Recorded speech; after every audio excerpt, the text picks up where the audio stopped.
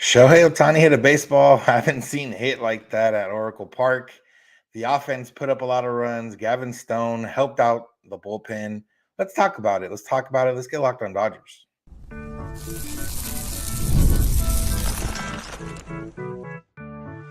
You are Locked On Dodgers, your daily Los Angeles Dodgers podcast. Part of the Locked On Podcast Network, your team every day. Yo, Dodger fans. Welcome to Locked On Dodgers. We are part of the Locked On Podcast Network, the #1 local sports daily podcast network. Locked On, your team every day. Today's episode is brought to you by eBay Motors. From brakes to exhaust kits and beyond, eBay Motors has over 122 million parts to keep your ride or die alive.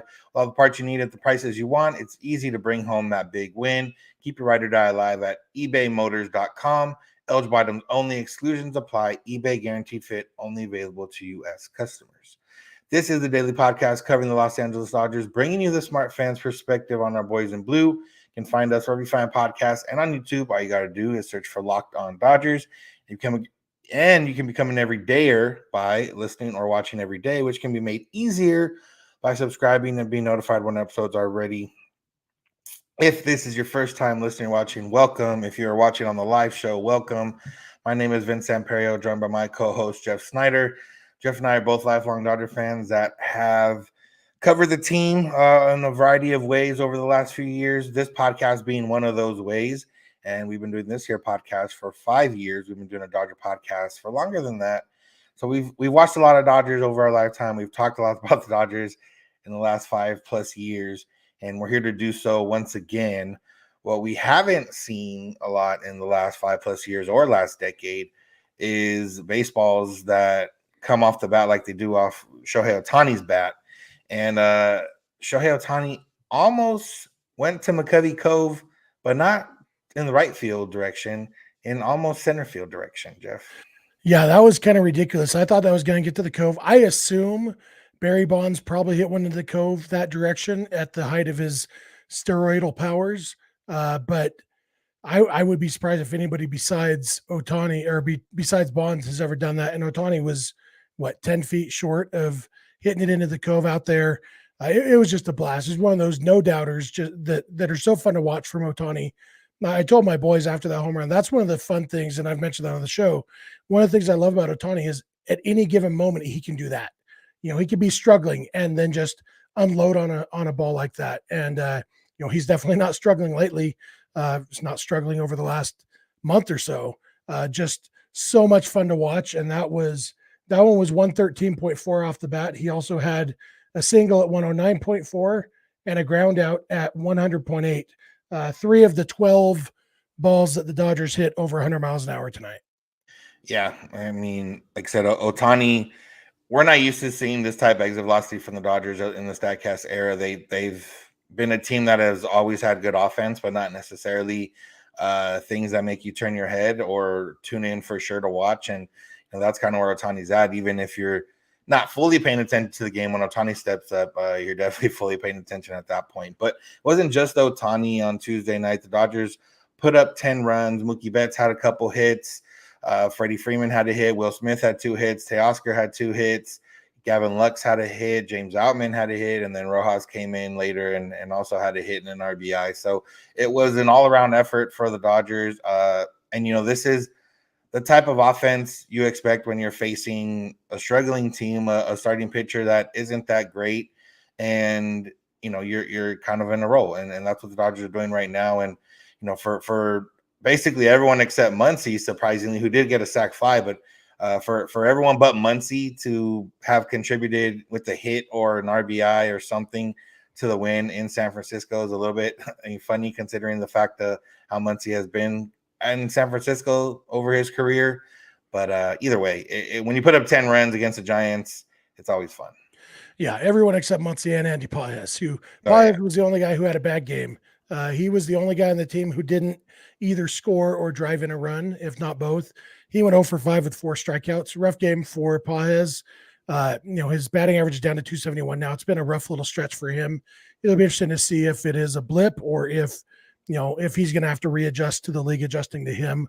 but definitely not his best night. But pretty much everybody else, like you said, the other 9 guys who played in this game either drove in or scored a run. Most of them had hits, and Teoscar Hernandez 3 more RBIs to extend his team lead. For Shohei Ohtani, the 3 hits, triple shy of the cycle, triples for Betts, Lux, and Teoscar. 9 extra base hits overall. It was. I saw this is the first time the Dodgers have had 3 triples in a game since the game in 2014 in San Francisco when Yasiel Puig had 3 triples by himself, which is one of my favorite games to remember.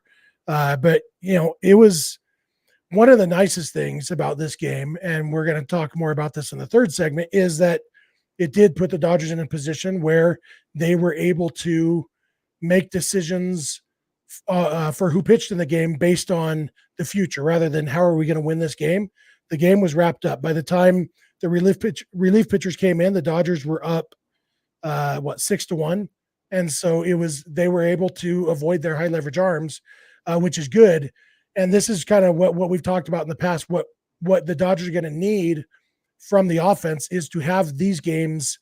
You don't expect to win 10-2. You don't expect to score 10 runs every game, but if they could do this once or twice a week, that's huge as far as managing a pitching staff, keeping the bullpen fresh, especially going into a stretch or in the middle of a stretch right now. They're 5 games into a 13-game stretch with no days off.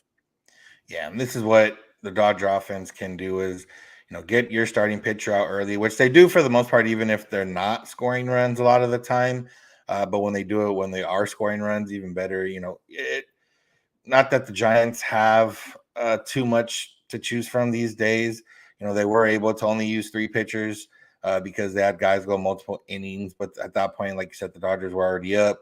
They put up 4 runs against the last reliever, and they put up 1 run against the second reliever. So, it was one of those where at some point, a little bit of concession on the Giants side. They knew they probably weren't going to score 7 runs, let alone 10 runs. They knew they probably weren't going to be able to make this a game. So they saved their arms. They used a couple of other arms. But, on the offensive side for the Dodgers, this is what you can expect a lot more often. And even with everything that they did, they still struck out 12 times. Obviously, you mentioned Pages had 4 of those. I see, someone asked why Pages lost the batting gloves. I would imagine that was because he was having a bad game and he just wanted to switch something up or change something up. Superstition, baby. Yeah, that there's little things you can do that you don't notice. There's something you can do that you do notice. You don't see a lot of players do that, but when you're going like the way Pages was last night, anything to kind of switch up. On the other front, in terms of the offense, Jason Hayward did his first rehab game. I believe he went 0 for 3 with 2 strikeouts. It was right there in Sacramento, so I believe he joined the team by the end of the night. And we shall see what happens. Outman did have a hit in this game. Chris Taylor hasn't really been around in a while, so it'll be very interesting to see what does happen once Hayward is ready to go. Yeah, that will be interesting, and interesting to see it. They said he's going to play at least 2 rehab games, and then they'll see. But 0 for 3 with 2 strikeouts and a pop-up, they may want to see at least a little bit more from the bat in rehab games before they're ready to make that decision. But, like you said, despite the double tonight, it's not like they're getting much from the bat from Outman or Chris Taylor right now. So there's definitely spots available. You assume it would be Outman, get him down in AAA to get regular bats, play every day and try to find it. But, we'll have to see. But if the rest of the team can hit like this, then that makes those decisions easier too, because most teams, if you hit as well as the Dodgers do, you don't really worry about who's batting ninth. Yeah, this is also one of those games to quell the theory a little bit that the Dodgers are overly reliant on the home run. I do think they probably do get a large percentage of their runs via home run, which is not necessarily a bad thing. But this game, just the 1 home run, and it was a solo shot from Ohtani. So they can score runs. Yeah, percentage doesn't matter to me. It's the raw numbers. And the Dodgers, even when they've been relying on the home run, they've scored a lot of runs otherwise too. It's just, when you score a ton of runs and hit a bunch of home runs, a bunch of those runs will score on home runs. But most things that aren't home runs are either sac flies or doubles. And so it's just because the ball got over the wall doesn't mean the runs suddenly don't count. Yeah. So Gavin Stone went 6 innings once again. He allowed just the 1 run, obviously aided a little bit by the offense. We'll talk about how and why and what we're seeing from Stone. So make sure to keep it locked on Dodgers. Today's episode is brought to you by eBay Motors. Passion, drive, and patience. The formula for winning championships is also what keeps your ride or die alive. eBay Motors has everything you need to maintain your vehicle and level it up to peak performance. Superchargers, roof racks, exhaust kits, LED headlights, and more. Whether you're into speed, power, or style, eBay Motors has you covered. With over 122 million parts for your number one ride or die, you'll always find exactly what you're looking for. With eBay Guarantee Fit, your part is guaranteed to fit your ride every time or your money back. Because with eBay Motors, you're burning rubber, not cash. With all the parts you need at the prices you want, it's easy to make your car the MVP and bring home huge wins. Keep your ride or die alive at ebaymotors.com. Eligible items only. Exclusions apply. eBay Guaranteed Fit only available to U.S. customers. I want to thank you for making Locked On Dodgers your first listen of the day. Make sure to find us wherever you get podcasts and on YouTube. Becoming every day or by listening or watching every day. Subscribe and get notified when our episodes are going live or ready to go after the fact. And remember, you can find Locked On Sports Today or Locked On Sports Los Angeles 24/7 streaming channels from the Locked On Podcast Network, bringing you the biggest stories without all the screaming. Can't miss analysis, opinions, and news 24/7 on YouTube or the free Amazon Fire TV channels app. And remember, you can go beyond the podcast and become a Locked On Dodgers insider at joinsubtext.com/Locked On Dodgers. You can text directly with us and get news updates, thoughts, and everything else that you would expect from us. So make sure to go check that out. And Jeff, let's talk about Gavin Stone. Gavin Stone went 6 innings, gave up the 1 run, 5 hits, 3 walks, 2 strikeouts. Wasn't the cleanest outing he's had, but it was efficient and good nonetheless. Stick to an early lead there, or not early, but early-ish lead. He was able to, I think that helped him get through the 6th. I don't know if they would have left him in there in that 6th inning if they didn't have the multiple run lead. But, for him, a guy that's continued, now it's 4 starts in a row now where he's gone at least 6 innings and, really settling in nicely into this Dodger rotation.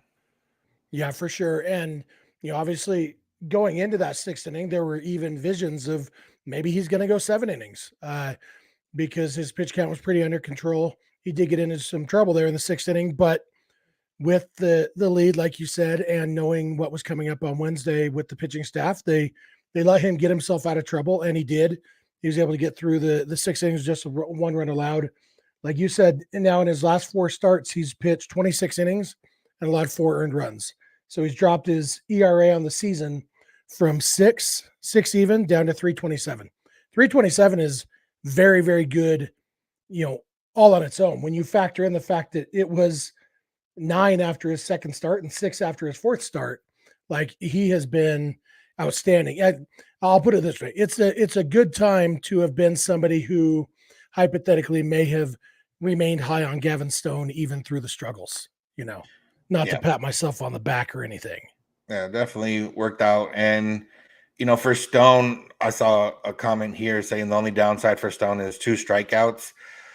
It can be a downside, not as much as a starting pitcher than a reliever, I would say. I do think there are times when you do need to go to the strikeout. And here's the one thing for Stone. If he does, I don't know if he's playing for strikeouts necessarily. And if he does need to go to the strikeout, you look at his pitches from yesterday in his changeup. He got 18 pitches, 9 swings on his changeup, and 5 of those swings were swing and misses. On his slider, he threw it 19 times. He got 8 swings on those, and half of those were swings and misses. So the swing and miss stuff is there on his off speed.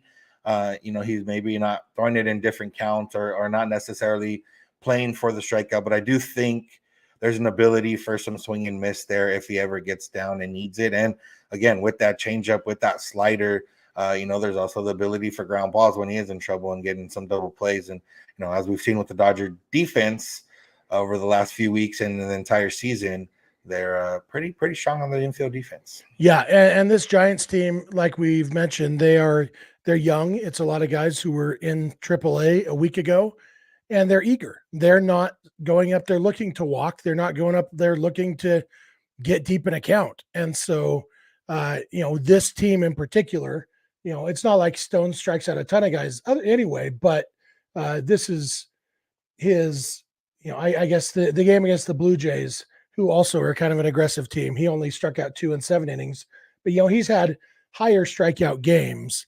This one in particular, though, I think those guys are just eager, wanted to get up there, and when you can get weak contact, it's nice to be able. He got through 6 innings on 89 pitches, which means that later in the season, or if they needed it or whatever, he could have gone 7, and pitch count totally under control, which is nice because what's that 14 and a half, just over 50, just under 15 pitches per inning, which is kind of the magic line. If you could do 15 pitches per inning, you are in good shape, not taxing the bullpen. And so one of the keys to that, especially when you are maybe don't have all your best stuff, he gave up 5 hits and walked 3 guys, 8 base runners in 6 innings, and yet still got through the 6 innings on 89 pitches.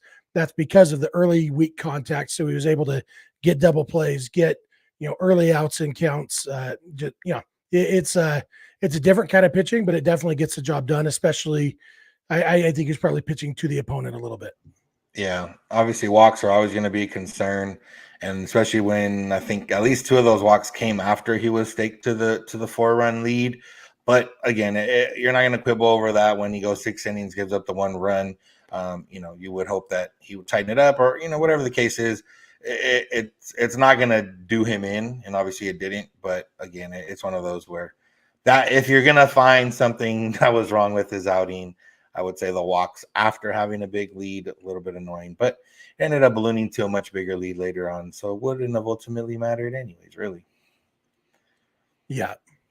And then, kind of go through the bullpen. I know we're going to talk about a little bit about Wednesday's game, but the rest of the bullpen came in and shut it down to a certain extent. Fireisen, Varland, Chris Matt all went an inning.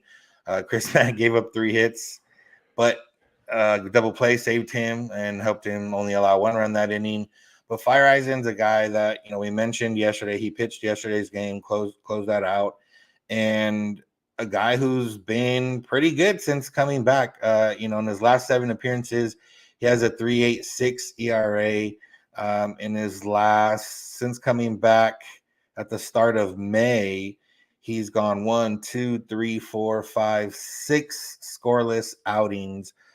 So those last 7 games, one of them was middle of April. He gave up 3 runs against Padres. But in the month of May, since he came back, he's taken his ERA from 18 to 6, and he's done 6 scoreless outings with a hit or walk in only 3 of those outings. So he's being pretty good. Yeah, no complaints there for sure. All in all, just kind of contributes to the whole Dodgers bullpen being so much better the last month or so. 3 or 4 weeks at least. They've been like we said, we said early on in this stretch that with the stars going deeper in games, it was going to help the bullpen pitch better and all of that. And we even compared it to last year when the Dodgers had one of the worst bullpens in the league early in the season, and then they had the best bullpen in the league later in the season. And I think we said, they probably won't end up being the best in the league, later in the season, but right now they are pitching as well as anybody. It's hard to picture the team's bullpen overall pitching better than the Dodgers bullpen is right now.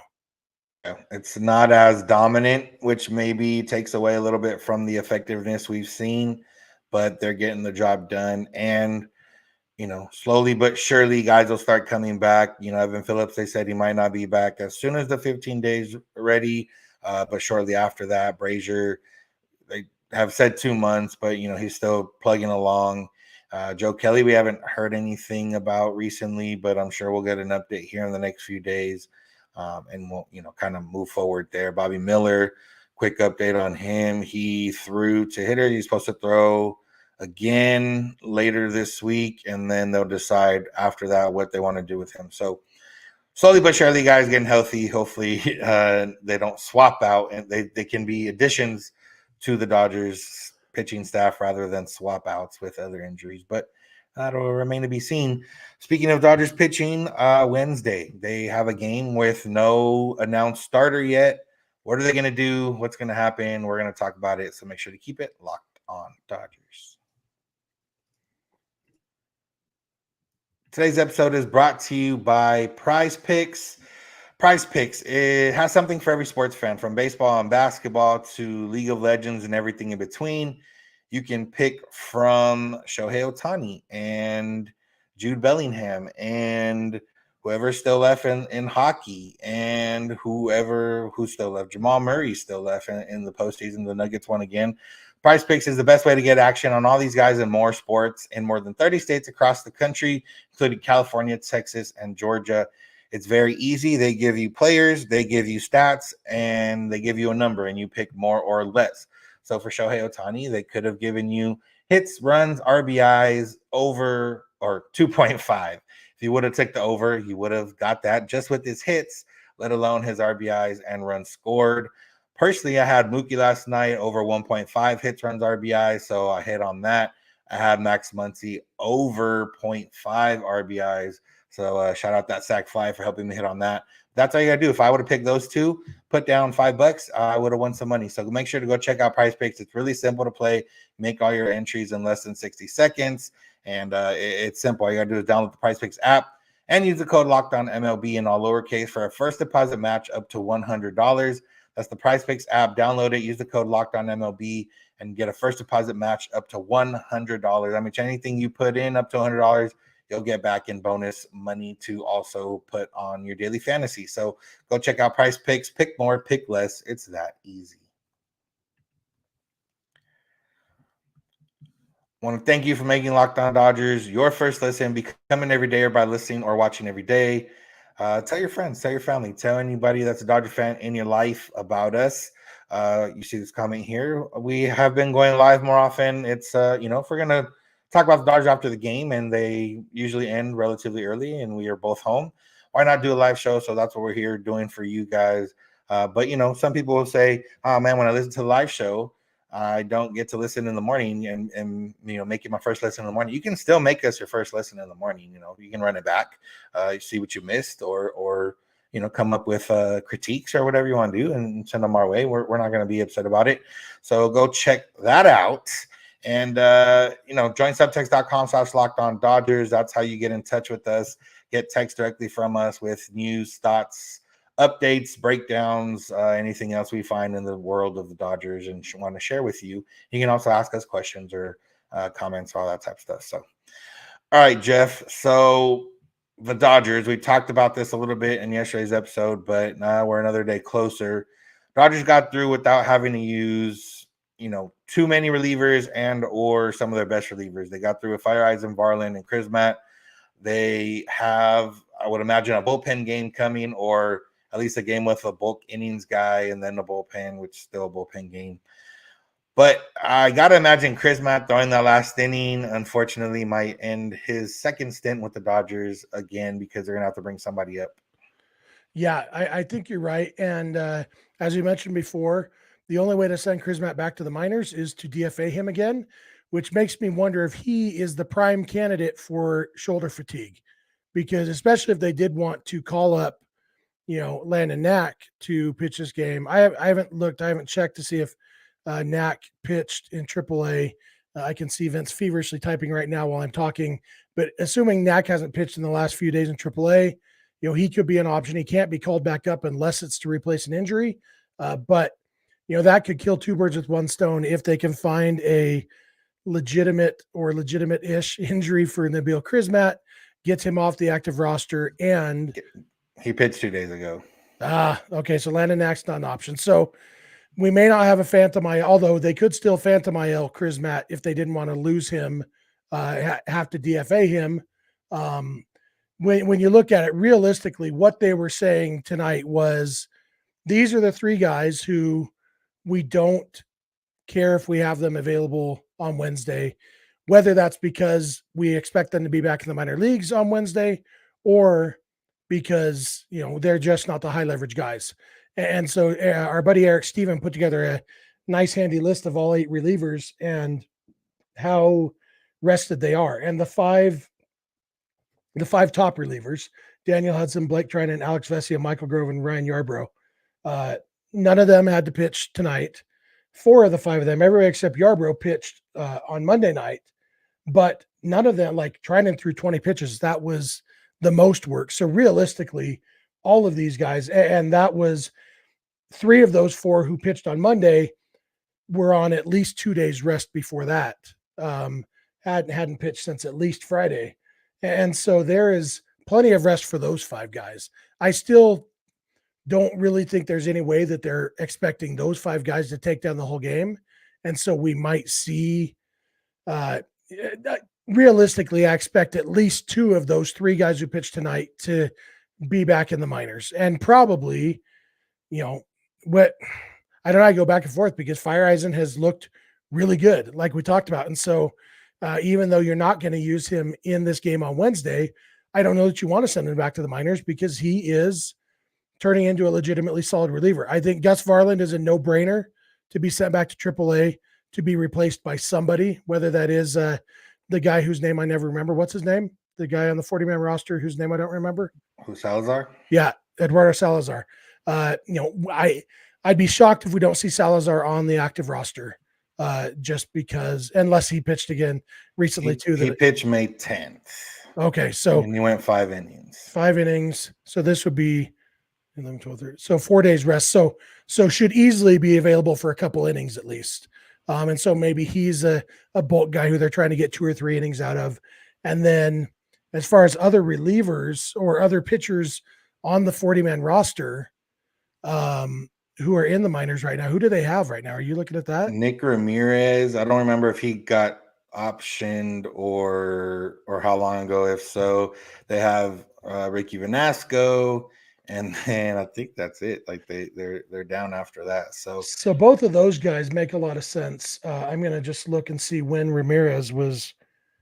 Yeah, okay. It wasn't a month that Nick Ramirez was optioned, so he's definitely should be eligible to come back up. Yeah, it was April 27th that Nick Ramirez was optioned, so he's eligible. Ricky Vanasco too was pretty sure that was even before that. Yeah. Yeah. And the good thing is that OKC is in Sacramento right now. So like usually we see the guys come a game before and we know there's going to be a move tomorrow. These guys could have just stayed with OKC and then come tomorrow morning. Yeah. With only having the 2 guys in AAA who really makes sense. No, I guess they do have 3, Salazar, Vanasco, and Ramirez. And so we might see all 3 guys who pitched tonight, 2 guys option and 1 guy DFA'd, or, if they can shoulder fatigue, Nabil Krismat, they might try to do that for the injured list so they don't have to DFA him. But I think I'd expect to see Salazar, Ramirez, and Vanasco on the roster on Wednesday, probably. Yeah, you got to imagine, you want to get some bulk somewhere. Yarbrough, he pitched 2 out of 3 over the weekend. I don't know where he's at with his arm in terms of what he can handle, but it's one of those things where you kind of need some bulk or all 3 guys would make sense because you kick the can down the road a little bit. And, let's just say Tyler Glasnow doesn't have a great start on Thursday, and then you're having a bullpen game, and then you have a game where you need the bullpen to fill. So you want to get some innings or innings that you don't really care. Like, those 3 guys could come, or one of them comes, you burn them as much as possible. You send them back down the next day, bring up one of the other guys, whatever the case is. But I don't think they can go with a true bullpen game of like 1 reliever an inning type deal. I do think they need to get 3 or 4 out of somebody. Yeah, for sure. And Tyler Glasnow, like you said, he now fills that role that Clayton Kershaw used to fill of being the guy they're counting on for length. So Glasnow right now is going to bed tonight saying, okay, I need to throw 7 or 8 innings on Thursday, regardless of what happens on Wednesday, just to reset that bullpen a little bit after the bullpen game. Yeah, exactly. So again, all this can happen. And then we could be surprised by something that happens tomorrow. That wouldn't be the first time, but you got to imagine it's going to be somebody that's already on the 40-man. Or Dinelson Lamet. Yeah, I was gonna say, I guess, or Dinelson Lamet still could swap spots with Krismat if they want to. So when did Lamet pitch last? Do we know? Would have to shoot it, but yeah. So we'll see. The good thing is that it's a night game, not a day game. So that everyone that did pitch, if they do end up staying on the roster, or everyone that pitched on Monday, basically got 2 full days off before they pitch again, and they'll be somewhat rested. So you just kind of need somebody to take down at least 3 innings, ideally, with this Giants offense, that should hopefully make it a little bit easier in order to kind of stomach that. Yeah, Lamet hasn't pitched in a week since May 7th. I wonder if there's an injury we don't know about, because that's a long time for him. But unless he pitched tonight, and it's not showing up for me yet. But so it'll be interesting to see. Dodgers going for the sweep. Logan Webb will be on the mound for the Giants. So Logan Webb against the bullpen game definitely feels like it's tilted a little bit in favor of the Giants. What the Dodgers have going for them is that they are a much better offensive team than the Giants, especially right now with half the Giants on the injured list. And the Dodgers knocked Logan Webb around last time they faced him. And so, I still would guess the Dodgers are favored in this game because they're a better team. But probably won't be a 10-run game. Yeah. Probably not, but I wouldn't be surprised if it was. Logan Webb, after that 2021 season when he owned the Dodgers, has gotten significantly worse against them almost every year, kind of rolling forward. So we'll see what happens. I did notice the Giants uniform. Did they have even more of a gradient than before? Because I feel like it turns to straight white. More so than I thought. Yeah, and I don't know, because they've always been terrible. But yeah, it could be just the new Nike version with the different color of the uniforms or whatever. I don't know. They're weird. So not the best City Connect jerseys in baseball. Yeah. All right, Jeff, you got anything else before we get out of here? No. Good job, Dodgers. Good to take another series, bounce back from that series loss to the Padres, and hopefully get a sweep on Wednesday. Yeah, I got one thing here asking about the Hawaiian shirt at the Dodger game. That's a special ticket giveaway. Jeff won't be there because he doesn't live in LA.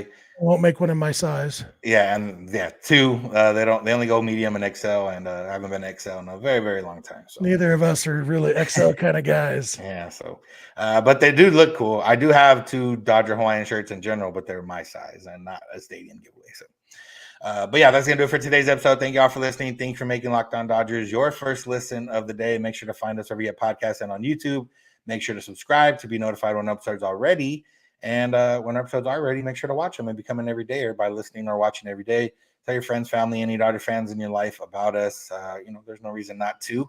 You can check out Locked On Sports Today or Locked On Sports Los Angeles, 2 24/7 streaming channels on YouTube or the Amazon Fire TV channels app. From the Locked On Podcast Network, bringing you all the biggest news and stories from around the sports world and the LA sports world. That's where you can find Pete Fox and the Locked On Dodgers postcast after most Dodger games live. He'll be on our audio feed once he's done with that live, so make sure to check him out if you want to double your dose of Dodgers. You can also go beyond the podcast and become a Locked On Dodgers insider at joinsubtext.com/LockedOnDodgers. You can text directly with us. You can get text from us with any rumors, updates, news, thoughts, reactions, all that type of stuff. Or if you have any questions that you kind of want answered in the immediate sense, you can also send those on there as well. You can find us on social media, Twitter, Instagram, and TikTok at Locked On Dodgers. Jeff is on Twitter at Snydog. I'm at Vincents91. DM us with any questions or comments. You can also send those via email, lockedondodgers@gmail.com, or via voicemail text at 323-863-5625. We're here every weekday morning, and we hope you'll be here with us when you get in your car. If you're at home, there's my advice by podcast, Locked On Dodgers. And remember, you don't have to agree. You just have to listen. Have a good one. We'll talk to you tomorrow.